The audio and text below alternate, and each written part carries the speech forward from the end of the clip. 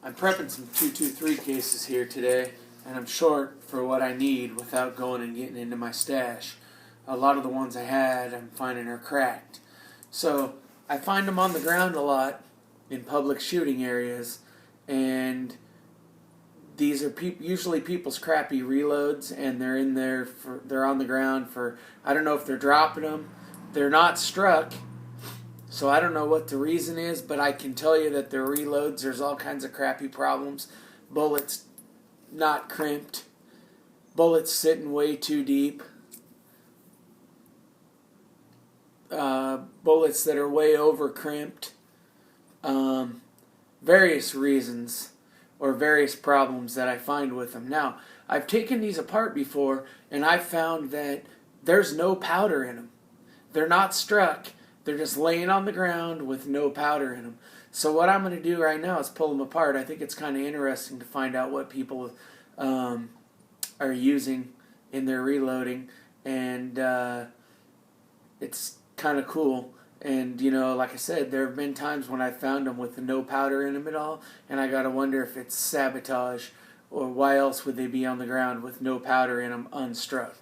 And we all know the primer has enough power to push the bullet into the barrel. I got my bullet puller here, made by Lyman. So we'll start with the first one, which was the one with the real heavy crimp on it.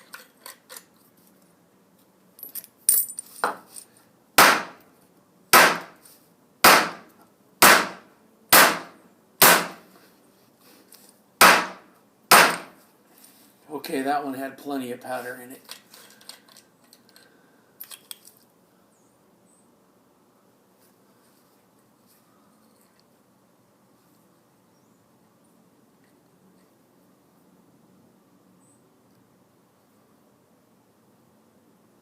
The bullet was definitely crimped in there with a really heavy crimp. Not sure what kind of powder we have here.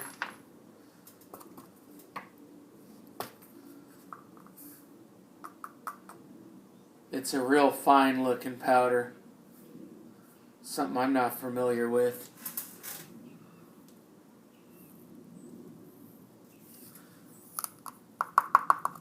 Okay. Now here's another one that's also got a very heavy crimp on it. Different style bullet. This is a full metal jacket. We'll go with that one next.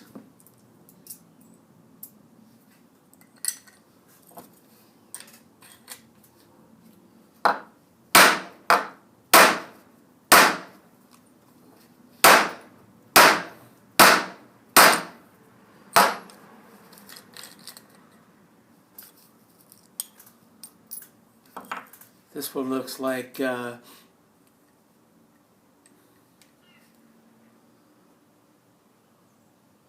this is just a jacketed bullet. This other one, the first one, was a full metal jacket. And it looks like the same powder, so it's probably the same person's reload. Okay. Now here's one with no crimp at all. So we'll try that one. That's obviously somebody else's reload.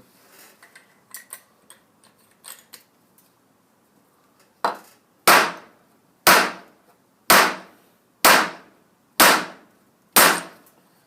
bullet was in there pretty good for no crimp.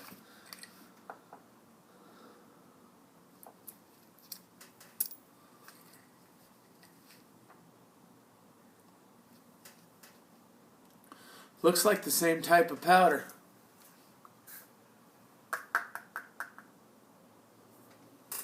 A whole lot less of it, though.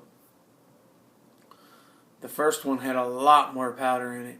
Same stuff, just a lot more of it in the other one. Okay, now we're getting on to these Hornady bullets. There's 4 of them. They all look the same. I'm pretty sure these are the same person's reloads. Again, I have no clue whose they are. I find these. And when I get short on bullets or brass, I take them apart and I use the components.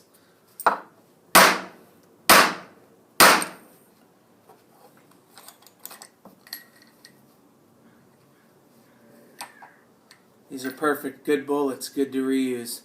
They don't even have a mark on them. These are excellent for reuse.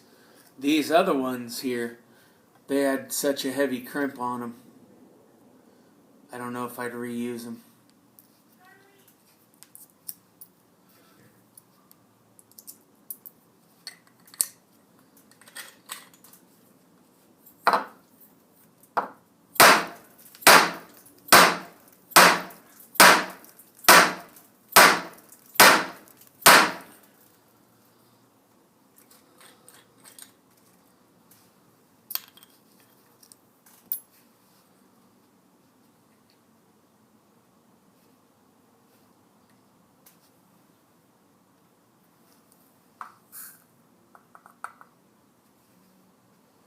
The powder in these is a big stick. Well, it's a stick powder for sure. It's a little different. Not a whole lot of it in there. That's from 2, so there's not a whole lot of it in there. Get my scale out and measure. See how much is in this next one.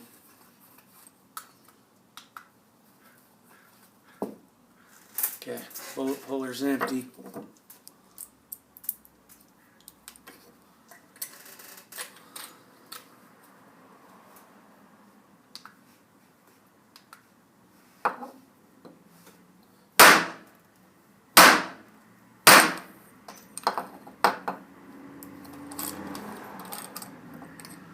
And pull the whole thing.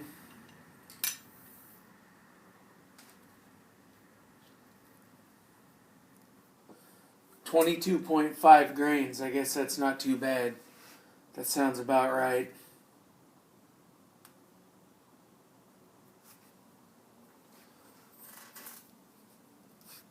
Same powder as the last one.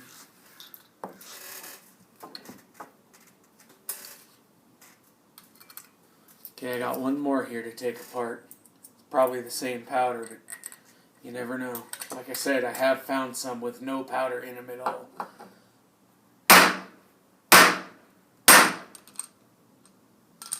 There you go. No powder whatsoever. Just found one. That's why you never shoot a reload you find on the ground, and that's why you don't shoot anybody else's reloads.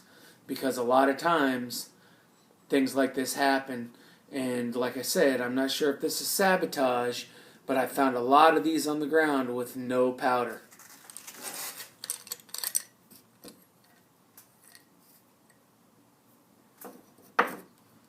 Just a bullet.